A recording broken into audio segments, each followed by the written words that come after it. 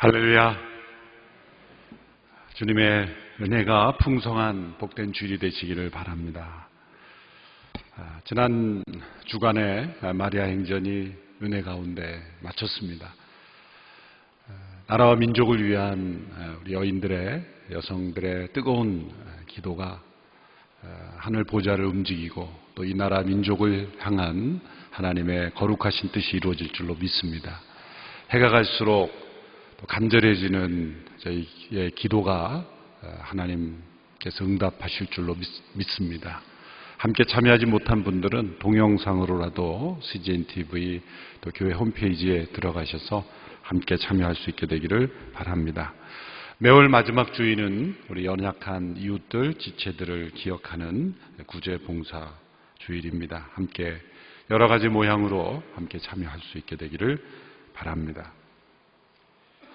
계속해서 민수기의 말씀 우리가 묵상하고 있습니다. 민수기 이제 22장에서 36장까지의 광야를 지나는 이스라엘 백성들의 삶을 함께 나누고 있습니다.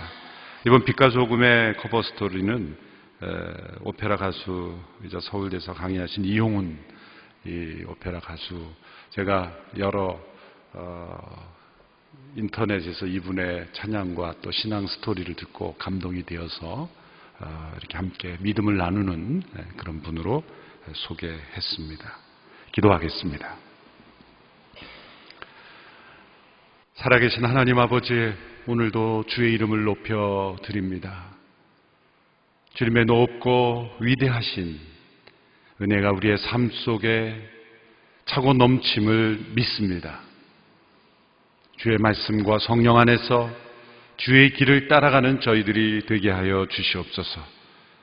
오늘도 마음을 구별하고 시간과 장소를 구별하여 거룩하신 하나님 앞에 예배 드릴 때 말씀하시는 하나님, 우리의 삶 속에 역사하시는 그 하나님을 주의 말씀을 통해 듣고 경청하며 순종하는 저희들이 되게 하여 주시옵소서. 예수님의 이름으로 기도하옵나이다. 아멘. 오늘 본문은 불순종에 따르는 저주에 대한 말씀입니다. 읽기 불편할 정도로 끔찍한 내용들입니다. 처음 성경을 접하시는 분들은 참 깜짝 놀라실 수 있는 그런 내용들이죠. 성경에는 읽고 듣기 좋은 그런 말씀들, 소위 명언들로만 가득 나열되어 있는 줄 알았는데 이런 저주의 말씀들이 있는 것을 보고 받아들이기 어려우실 수 있습니다. 뿐만 아니라 신앙생활을 오래 하신 분들도 사실 이 신명기 28장 후반부에 나오는 이 저주의 말씀들은 이해하기 어려울 수 있습니다. 저희 목회자들도 지난주 함께 말씀을 나누는 복에 관한 말씀은 아주 자신 있게 설교합니다. 그런데 오늘 본문에 나오는 이 저주의 말씀들은 그냥 건너뛰고 싶은 그런 유혹이 생기기도 합니다.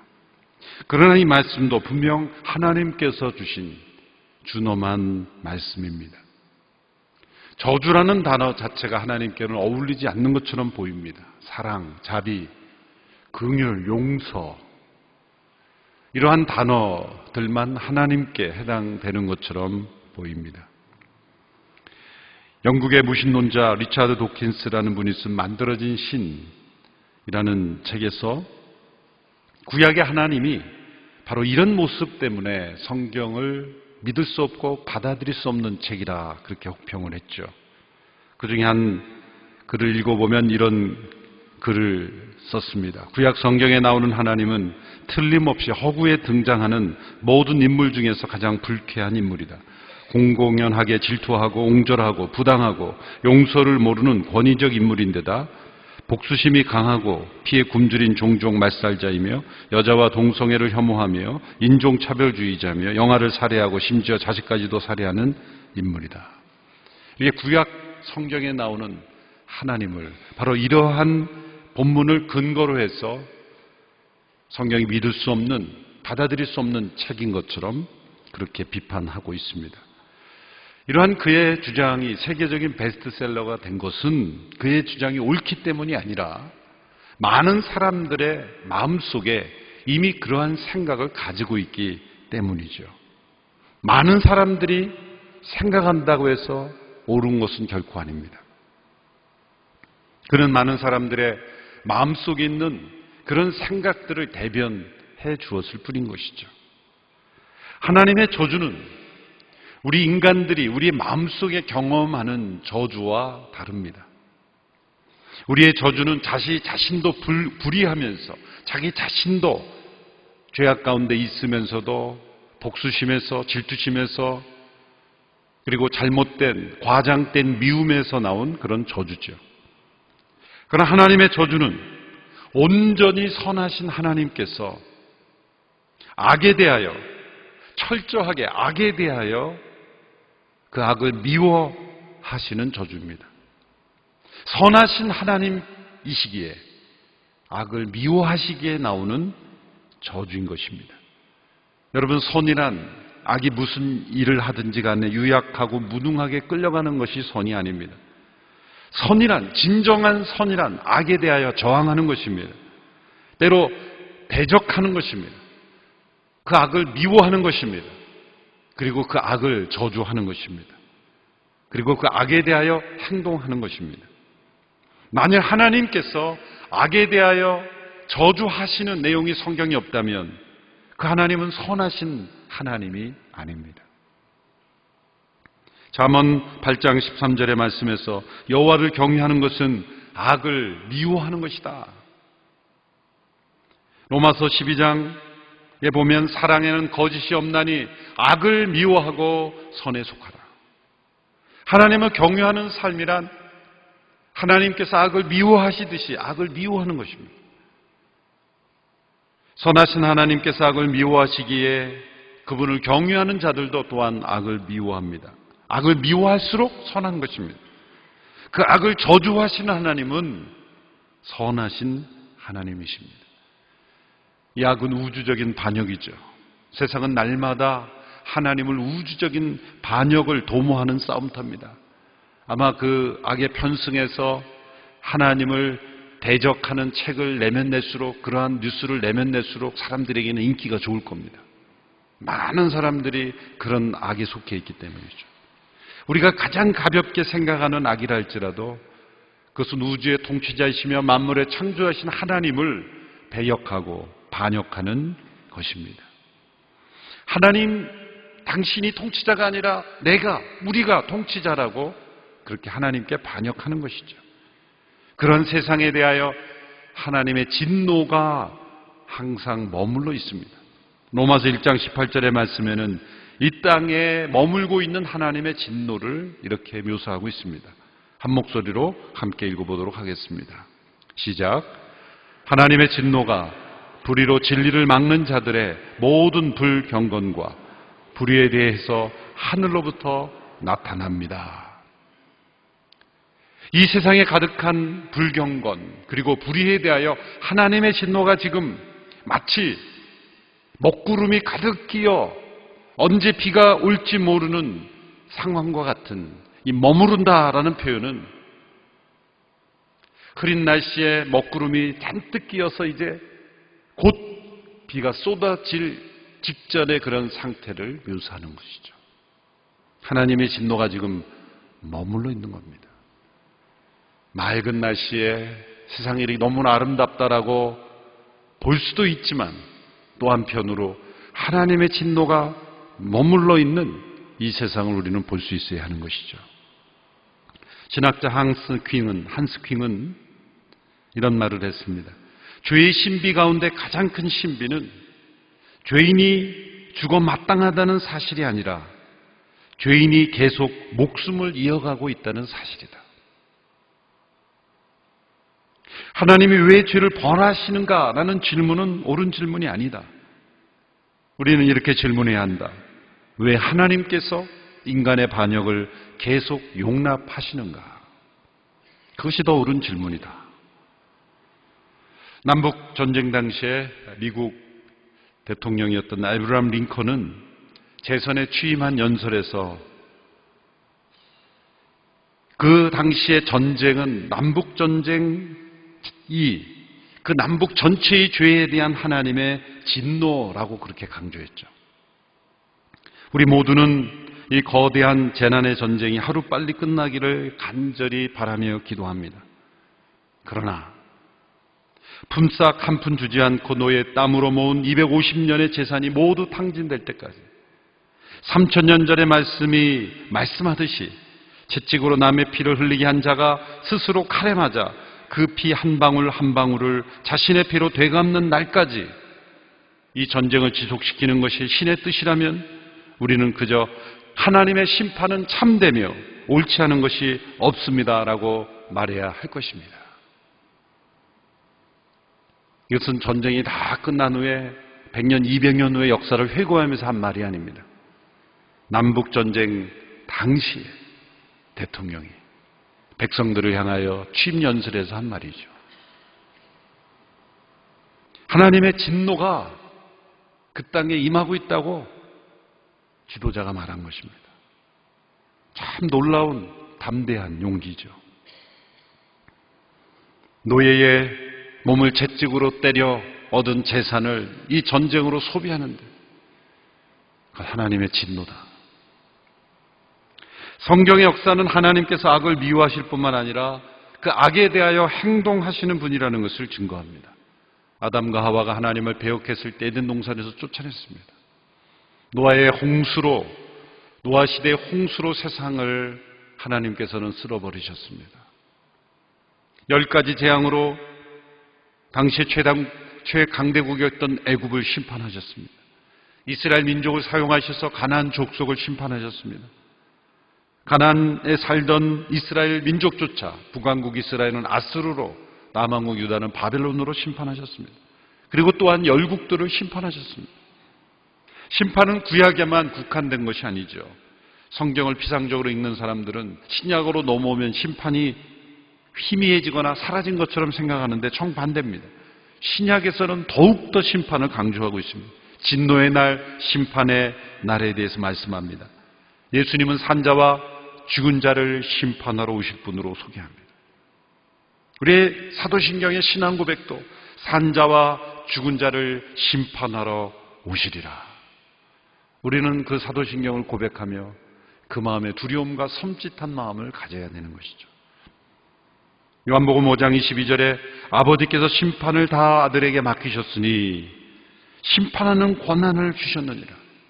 세상의 구세주이신 예수님은 또한 세상의 심판자로 다시 오실 것입니다. 사람들이 성경의 하나님을 받아들이려 하지 않는 이유가 무엇입니까? 살아계신 하나님, 심판하시는 하나님이시기 때문입니다. 사람들은 만일 신이 있다면 그 신은 인간에게 어떤 위협도 가하지 않고 어떤 간섭도 하지 않고 심판하지 않는 신을 원하는 것입니다. 그래서 만들어진 신이 범신론, 팬테이즘, 범신론입니다. 신은 있다고 믿지만 신은 산에도 있고 들에도 있고 각양각색의 모양으로 만물에 그저 내지하는 신일 뿐이다.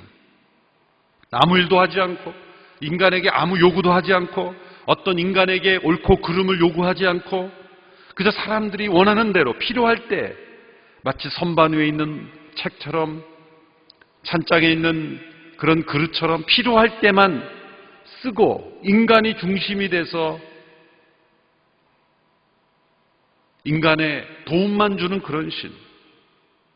인간이 복종하고 순종하고 심판받아야 될 신이 아니라 인간이 좌지우지할 수 있는 그런 신을 만든 거죠. 이것이 진짜 만들어진 신입니다. 그러나 진정한 하나님은 만물을 창조하신 하나님이며 만물을 통치하신 하나님이며 만물을 간섭하시는 하나님이며 그리고 그 만물을 심판하시는 하나님이며 그러나 그 만물 가운데 구속하시는 하나님이십니다. 악에 대하여 심판하시는 하나님이십니다. 그리고 불순종에 대하여 저주하시는 하나님이십니다. 오늘 보면 신명기 28장 15절 이하의 말씀은 지난주 살펴본 순종하는 사람들에게 주신 복의 내용, 그 복의 내용을 정반대로 바꾼 것입니다. 순종이라는 단어를 불순종으로, 복이라는 단어를 저주로 바꾸면 정확하게 동일한 내용이죠. 오늘 보면 15절의 말씀을 함께 읽어보겠습니다. 시작. 그러나 만약 내가 내 하나님 여호와께 순종하지 않고 내가 오늘 내게 주는 그분의 모든 명령과 규례를 삼가 따르지 않으면 이 모든 저주들이 내게 닥쳐 너를 덮칠 것이다. 우리가 지난주에 살펴본 너희들이 만일 이 모든 명령에 순종하면 너희들은 이런 복을 받을 것이다. 들어와도 복을 받고 나가도 복을 받고 내 광주리와 떡 반죽국의 그릇 복이 임할 것이며 머리가 되고 꼬리가 되지 아니하는 그런 모든 복들을 다 뒤집으면 됩니다. 들어와도 저주를 받고 나가도 저주를 받고 머리가 되지 아니하고 꼬리가 되며 내 광주리와 떡 반죽 그릇에 저주가 임할 것입니다. 그런 모든 저주들. 그런데 놀라운 것은 그 복에 관한 말씀보다 이 저주에 관한 말씀이 3배나 많다는 거예요. 복에 관한 말씀은 14구절인데 저주에 관한 말씀은 54구절이나 돼요. 3배나 많습니다. 하나님께서 저주하기를 좋아하시는 분이기 때문이 아닙니다. 그것은 인간들이 순종할 가능성보다 불순종할 가능성이 훨씬 더 많다는 거예요. 복에 이르는 삶으로 나아가는 데는 많은 노력이 필요하지만 저주로 나아가는 삶에는 노력이 필요 없이 쉽게 빠져든다는 거예요. 세상에는 우리를 저주의 삶으로 인도하는 요소들이 너무나 많다는 것입니다. 하나님의 백성들이 선택해야 하는 길은 넓은 길이 아니라 좁은 길이다라는 것을 말씀해주고 있는 것이죠. 시편에 많은 신앙의 고백들, 하나님을 향한 찬양, 간구들이 있지만 사실 가장 많은 것은 순종하는 자에 대한 주어지는 복과 악에 대한 하나님의 저주, 그것이 가장 많은 내용을 시편에도 포함하고 있습니다. 그런데 이런 저주에 대한 말씀들은 이런 저주가 결정되었다는 것이 아니라 우리가 그러한 저주를 향하지 않도록 막기를 원하는 마음으로 미리 경고를 주시는 하나님의 사랑의 경고라는 것을 우리는 알아야 합니다. 하나님께서는 이런 소름 끼친 저주를 퍼붓기를 좋아하시는 분이 아닙니다. 더 많은 저주의 말씀 예언을 주신 것은 그만큼 우리를 더 사랑하시고 보호하시기 원하셔서 강력하게 경고하시는 것입니다. 사랑에서 나온 경고의 말씀들이죠. 이 경고의 말씀들을 보면 이 축복의 단락과 마찬가지로 생활의 전 영역을 다 포함하고 있습니다. 개인과 가정, 경제, 사회, 나라 전체, 민족 전체, 그리고 생물들의 세계에 이르기까지 하나님의 저주는 광범위하게 주어집니다. 28장 45절의 말씀을 함께 보십시오. 28장 45절 시작. 이 모든 저주들이 내게 닥칠 것이다. 그 저주들이 너를 따라가 내가 멸망할 때까지 너를 따라잡을 것이다. 내가 내 하나님 여호와께 순종하지 않았고 그분이 내게 주신 그 명령과 규례를 지키지 않았기 때문이다. 결코 피할 수 없는, 눈 감을 수 없는, 그리고 벗어날 수 없는 하나님의 강력한 저주가 임할 것이다. 28장 후반부에 나오는 이 모든 경고와 말씀에는 또한 이 저주를 가져오는 불순종의 다양한 원인과 모습들까지도 지적해주고 있습니다. 몇 구절만 한번 살펴보면 먼저 20절에 보십시오. 20절 말씀 같이 읽습니다. 시작. 내가 그분을 버린 그 악으로 인해 여호와께서 내가 손을 대는 모든 일에 저주와 괴로움과 질책을 보내 내가 멸망하고 갑작스러운 파멸에게 이르게 하실 것이다. 이 불순종은 하나님을 버리는 악으로 인해, 악이란 하나님을 버린 것입니다. 하나님을 버리는 그 자체가 악의 상태인 것이죠. 나는 법적으로 처벌받을 만한 일을 하지 않았어. 그러므로 나는 선인이야. 아니라는 거죠. 우리의 마음속에 하나님을 거부하고 하나님을 버린 것 그 자체가 악의 상태며 그 자체는 하나님의 저주를 불러올 수 있는 상태에, 아주 위험한 상태에 있는 것입니다. 적극적으로 하나님을 경외하고 사랑하고 하나님께 적극적 순종의 상태에 있지 않으면 그 자체가 악한 상태에 있는 겁니다. 하나님을 버린 상태에 있기 때문에. 다른 사람들에게 나는 악한 일을, 나쁜 일을 행하지 않았기 때문에 이웃을 사랑한 거라고 생각하지 않아야 되는 것처럼, 적극적으로 이웃을 사랑하지 않으면 사랑하지 않은 거죠. 이웃에게 해를 끼치지 않은 것이 곧 사랑한 것, 그것은 지극히 일부입니다. 보다 적극적 사랑을 해야 되는 거죠. 하나님을 적극적으로 사랑하지 않으면 하나님을 그 마음속에 버린 것 자체가 악의 상태다. 거기서부터 출발하는 거죠. 두 번째로 또 47절의 말씀을 보십시오. 28장 47절 시작. 내가 번창하는 때 내 하나님 여호와를 즐겁고 기쁘게 섬기지 않았기에. 하나님께서 주시는 번창함을 감사하며 또한 하나님을 기쁘게 즐겁게 하나님을 섬기는 삶으로 나아가지 않으면 그 자체가 악한 상태며 이런 하나님의 저주를 받게 되는 모습으로 나가게 된다는 거예요.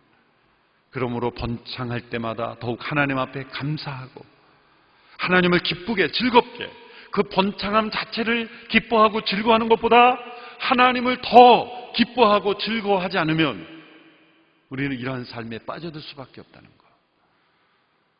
하나님께 주시는 번성함을 기뻐함보다 하나님을 더 기뻐하는 우리 모두가 되기를 축원합니다. 58절의 말씀도 함께 보십시오. 함께 읽습니다. 시작. 만약 내가 이 책에 쓰여 있는 이 율법의 모든 말씀을 삼가 따르지 않고 영광스럽고 두려워할 이름 내 하나님 여호와를 두려워하지 않으면, 영광스러운 이름, 우리가 두려워해야 할 이름, 그 하나님 여호와를 두려워하지 않을 때 우리는 대적을 두려워하고 대적에게 복종하는 삶을 살고 있는 겁니다. 영광스러운 이름을 높이지 않을 때 우리는 수치스러운 이름으로 뒤집어쓰게 될 것입니다. 이러한 원인들이 있기에 우리의 삶 속에 하나님의 진노가 머물러 있는, 만약 우리의 삶 속에 하나님을 버린 상태로, 여러분 마음속에 하나님을 버린 상태로 예배 주소 열심히 잘 할 수 있어요. 많은 액티비티도 열심히 할 수 있습니다. 하나님께서는 번성함으로 하나님을 기쁘게 즐겁게 섬기지 않으면서도 교회 직분자로 살 수 있어요. 하나님의 영광스러운 이름, 두려워야 될 이름을 진심으로 높이지 않으면서도, 자기의 이름을 높이면서도 영적 지도자라고 말할 수도 있어요. 그 모든 것이 하나님의 진노 가운데 있는 겁니다. 이런 불순종에 대한 저주와 경고들은 하나님께서 그 저주를 기뻐하시는 것이 아니라 경고를 하고 있습니다. 그럼에도 불구하고 역사를 보면 이 말씀대로 이루어지는 사례들이 있었어요. 이스라엘 역사에도 있었고 열국의 역사들에도 있었습니다. 하나님의 진노가 완전히 쏟아지진 않았지만 소나기처럼 쏟아지는 거예요. 역사 속에. 역사에 있었던 수많은 그런 사건들은 바로 소나기가 쏟아진 거예요. 그러나 아직 하나님의 진노의 근원은 다 쏟아지지 않은 거예요. 그러면 이 문제를 어떻게 해결하겠습니까? 이 불순종에 대한 저주와 심판의 경고들이 우리 구세주신 예수 그리스도 안에서 우리는 이것을 어떻게 해석해야 합니까? 하나님께서는 이렇게 악을 미워하시고 우리에게 저주의 경고만 하시는 분이 아니라 하나님은 이 악을 처리하시는 분이십니다. 이 세상에 가득한 이 진노의 먹구름을 하나님은 해결하시는 분입니다. 그것이 바로 예수님의 십자가와 부활입니다. 하나님 그분도 진노의 먹구름으로 이 세상 위에 진노의 먹구름으로 가득 찬 것을 원치 않으시는 거예요. 우리에게도 그 진노가 쏟아지는 것을, 이 저주가 쏟아지는 것을 원치 않으시는 겁니다. 그 딜레마를, 그 난제를 해결하신 것이 바로 예수님의 십자가죠. 예수님의 십자가 부활은 이 악에 대한 하나님의 승리입니다. 예수님의 십자가가 왜 그 사건이 있었습니까? 이 세상에 끔찍한 악에 의하여 이루어진 사건입니다. 예수님은 십자가에서 정치, 경제, 문화, 도덕, 종교, 영적인 모든 영역으로부터 가득한 악의 결과를 담당하신 거예요. 그 악의 모든 결과를 십자가에서 못 박히심으로 받아내신 것입니다. 근데 그것은 그분 한 분의 죽음이 아니었다는 거예요. 한 의로운 사람의 죽음으로 끝나는 사건이 아니었다는 거죠.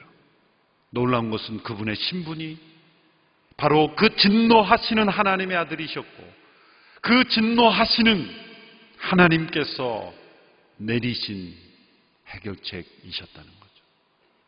골로새서 2장 14절 15절의 말씀을 보십시오. 같이 한 목소리로 읽겠습니다. 시작. 하나님께서는 우리를 거슬러 대적하는 조문들이 담긴 재무증서를 제거하시고 그것을 십자가에 못 박아 우리 가운데서 없애버리셨습니다. 또한 십자가로 권력들과 권세들을 무장해제시키시고 그들을 공개적인 구경거리가 되게 하셨습니다. 우리를 거슬러 대적하는 이 채무증서들을 제거하셨다. 이 채무증서라는 건 뭡니까? 우리가 지불해야 될 죄악의 대가들, 우리에게 쏟아부어야 될 그 진노의 소나기들을 다 제거하셨다는 거예요. 예수님의 십자가는 바로 우리가 받을 이 신명기의 말씀의 저주들, 우리의 삶 속에 끊임없이 우리가 하나님을 버리고 불순종하고 감사치 아니하고 죄악에 속해 살아감으로 우리가 마땅히 받아야 될 이 신명기의 말씀들의 저주들을 십자가에서 대신 담당하셨다는 거예요. 십자가의 죽음은 우리에게 쏟아지는 이 악의 권세들을 무력화시킨 사건이다. 성육신하신 그분의 몸에 이 세상의 최악의 일들을 행하시도록 허용하심으로써 그 악을 처리하신 사건이다. 십자가는 악의 권력과 권세들을 무장해제시키신 것이다 말씀하고 있는 것이죠. 악에 대한 모든 하나님의 저주를 그분의 몸으로 짊어지셨기에 예수님과 함께 십자가에 못 박힌 자들은 이 신명기 28장의 저주가 이미 처리된 것으로 하나님께서 여기시는 것입니다. 유월절 어린 양의 피를 바른 백성들의 그 집을 넘어가듯이 이 하나님의 모든 진노의 저주가 넘어가는 역사가 십자가 안에서 이루어졌다는 거예요. 그리고 죽음에서 부활하신 그 예수님은 또한 놀랍게도 이 악과 저주가 온전히 제거된 세상을 우리에게 약속하셨습니다. 악이 없는 세상이 점점 좋아져서 발전되어서 과학기술이 발전돼서 인공지능이 나오면 오는 도래하는 세상이 아닙니다. 그런 것들은 한마디로 유토피아라죠. 유토피아는 헬라어로 후토포스, 그런 곳은 없다는 거예요. 이 세상이 점점 발전해서 오는 세상은 어쩌면 점점 이 세상에 하나님의 진노가 가득한, 그리고 저주가 점점 임하는 이 신명기 28장의 저주를 점점 도래하고 재촉하는 삶일지도 모릅니다. 그러나 그리스도의 십자가 안에서 부활을 통해 우리에게 약속된 세상은 요한계시록 마지막 장에 나오죠. 22장 1절에서 3절의 말씀 우리 같이 함께 읽어보겠습니다. 시작. 그 후 천사는 하나님과 어린 양의 보좌로부터 흘러나오는 수정같이 맑은 생명수강을 내게 보여주었습니다. 강물은 도성의 길 한가운데로 흐르고 있고 강 양쪽에 있는 생명나무는 매달 열매를 맺어 12열매를 맺고 나무 잎들을 나라들을 치료하는 데 쓰입니다. 또 다시는 저주가 없을 것입니다. 하나님과 어린 양의 보좌가 도성에 있고 그의 종들이 하나님을 섬길 것입니다. 또 다시는 저주가 없을 것입니다. 저주가 없는 것.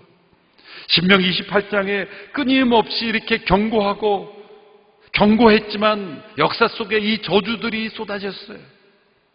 이 저주할 수밖에 없는 이 세상, 하나님의 진노 가운데 처해 있는 이 세상, 살아날 길은 바로 십자가를 붙잡는 거예요. 그 십자가 안에서 하나님의 진노가 해결되었고 그 모든 악의 세력이 무장해지게 되었기 때문에 그 십자가를 통해서 부활의 영광스러움을 통해서 우리에게 약속된 저주가 없는 곳, 그 악의 저주가 사라진 곳을 우리에게 약속하셨다. 그리스도의 부활하심을 통해 우리에게 허락된 부활을 통해서만, 예수님의 부활과 같은 그 부활을 통해서만 갈 수 있는 그곳, 그것이 저주가 없는 곳입니다. 저주가 없다는 건 배반이 없다는 것이고 악이 없다는 겁니다. 악이 완전히 소멸되고 처리된 곳이라는 거예요. 새하늘과 새 땅은 저주가 없는 곳입니다. 악의 저주가 없는 곳, 악의 권세가 사라진 곳이기 때문입니다. 어린 양 그리스도의 보혈로 구속받은 이들, 영화롭게 된 이들, 더 이상 죽음이 없는 영원한 생명 가운데 하나님만을 온전히 섬기는 나라, 그것이 우리에게 약속되었습니다. 하나님은 악을 미워하시는 분만이 아닙니다. 악을 저주하시는 분만이 아닙니다. 악을 처리하시는 분입니다. 그리고 그 저주를 해결하시는 분이에요. 하나님의 끝은 저주가 아니라 저주가 없는 곳입니다. 하나님은 이 땅의 악과 저주를 그리스도의 십자가로 해결하시고 그리고 영광스러운 나라를 우리에게 약속하셨습니다. 그래서 리차드 도킨스라는 분이 쓴 그 책은 틀린 책이에요. 성경을 끝까지 안 읽은 책이에요. 부분만 읽은 책이에요. 아마 누군가 자신의 책을 부분만 가지고 인용해서 말하면 이거 잘못된 책이라고 비판할 겁니다. 똑똑한 것 같지만 바보 같은 사람이죠. 그분이 한국말을 모르니까 뭐 이런 말로 저를 고소하진 않겠죠. 우리는 그리스도 안에서 악에 대한 모든 율법의 저주를 처리하고 이 새로운 나라를 허락하신 백성으로 이 땅을 살아가는, 아직도 이 땅에는 그런 악들이 있고 그리고 악에 대한 하나님의 저주가 있고 하나님의 진노가 머무르는 이 땅 가운데 우리는 살아가고 있어요. 우리는 이 중복적인 삶을 살아가고 있어요. 이 땅을 살아가며 우리는 악을 미워하고 하나님이 악을 저주하듯이 악을 저주하며 악에 속한 사람들을 구원하시는 일에 참여하며 이 땅을 살아가고 있는 거예요. 그리스도의 십자가를 통해 악의 모든 권세를 깨트리시고 승리하심을 통해서만 우리는 악을 이길 수 있습니다. 다시는 저주가 없는 그 천국을 날마다 소망하며 이 땅에서 악에 대하여 승리하며 살아가는 우리 모두가 되기를 주님의 이름으로 축원합니다. 기도하겠습니다. 악을 미워하시고 저주하실 뿐만 아니라 악을 처리하시고 승리하신 하나님을 찬양합니다. 우리의 삶 속에도 이러한 승리가 날마다 넘치게 하여 주옵소서. 악을 우리도 미워하게 하여 주시고 선에 속한 삶을 살아갈 뿐만 아니라 다시는 저주가 없는 영원한 나라를 소망하며 승리하며 살아가는 우리 모두가 되게 하여 주시옵소서. 예수님의 이름으로 기도합나이다. 아멘. 다 같이 자리에 일어나셔서 함께 봉헌 찬양 드립니다.